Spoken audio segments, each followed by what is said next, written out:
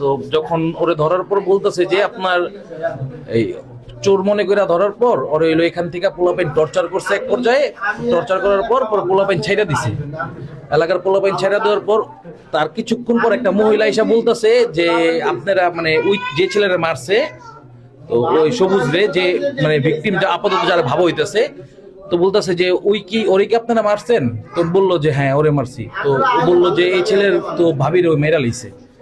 হ্যাঁ, ওর বাসায় নাকি ডাকাতি হইছে, ডাকাত ঢুকছিল, ওরও মারছে, ওই কোনোভাবে বাইচা পালাইছে, আর ওর ভাবিরা মেরা লাইছে।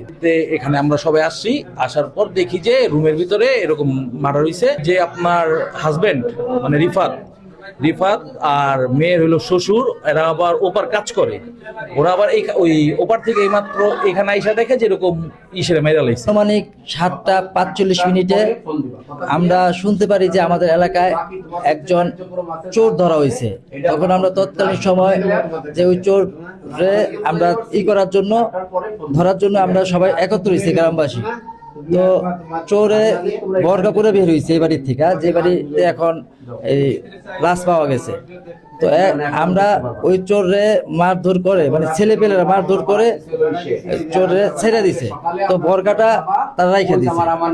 তো রাখার পরে যেই বাসায় এই ঘটনা ঘটছে, আমরা সাথে সাথে এই বাসার ভিতরে মুভ করার পরে দেখি এই বাসার ঘর খোলা, পুরা বাসা এলোমেলো, কেউই নেই। তো আমরা প্রাথমিক অবস্থায় ওই পাশের রুমে যাই নাই, আমরা এই পাশের রুমে ঢুকেছি। ঢোকার পরে দেখি যে এই রুমটা খালি।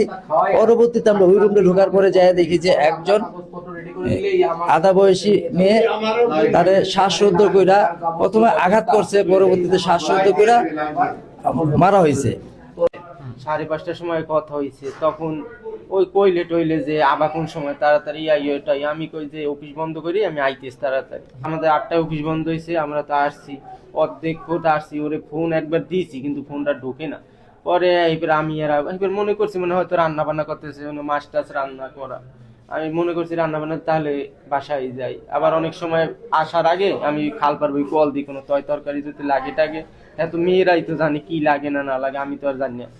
পরে ওই খাল পারবো ফোন দিছি, পরে ধর নাই। পরে কি মনে কাজ কামে আছে, বাসায় যাই, বাসায় জিজ্ঞেস করি লাগলে 7 প্যাকেট, আমি সবসময় 7 প্যাকেট দিয়ে বাজার করি, পরে 7 প্যাকেট দেন মানে। পরে আপনার আসছি, আসার পর তো দেখি যে আপনার আমি আর আব্বু একসাথেই দুইজনে আসছি, ওখান থেকে হাইটে আসছি, দুইজনে হাইটে আসার পর দেখি যে ও এই বিলি হয়ে রয়েছে। পরে তো এই ভাবিকে ফোন দিলাম, মামিদের ফোন দিলাম, সবাই রে জন্না এটা আপা টাপা আমাকে আছে, সবাই ফোন দিয়েছে, আপা এরকম পরিস্থিতি, একটু তাড়াতাড়ি আসেন। পরে এরা আসছে, পরে তো লোকজন হয়ে গেছে। আমরা দুইজন আসছেই দেখছি এই বাসায় আমি, আব্বু, আমার ভাই আর আমার ওয়াইফ, 4 জন থাকতাম আমরা। না ওই আমার ভাই, আমার ওয়াইফের বলাইতে বোন, আমার ওয়াইফের বলাইতে ভাই। এই যে অফিস আসতাম না, একসাথে বসে চাটা খাইতাম টাইতাম, রুমে বসে কথা বলতাম। আমি আমি এই অবস্থা দেখে তো আমার পুরো আমি হয়ে গেছি। আমরা আসছি বাসায় 9টা বাজতে 5 মিনিট আগে আসছি, তখন আসছি আমরা দেখি এইগুলা, আমরা তো আর জানিও না এগুলা।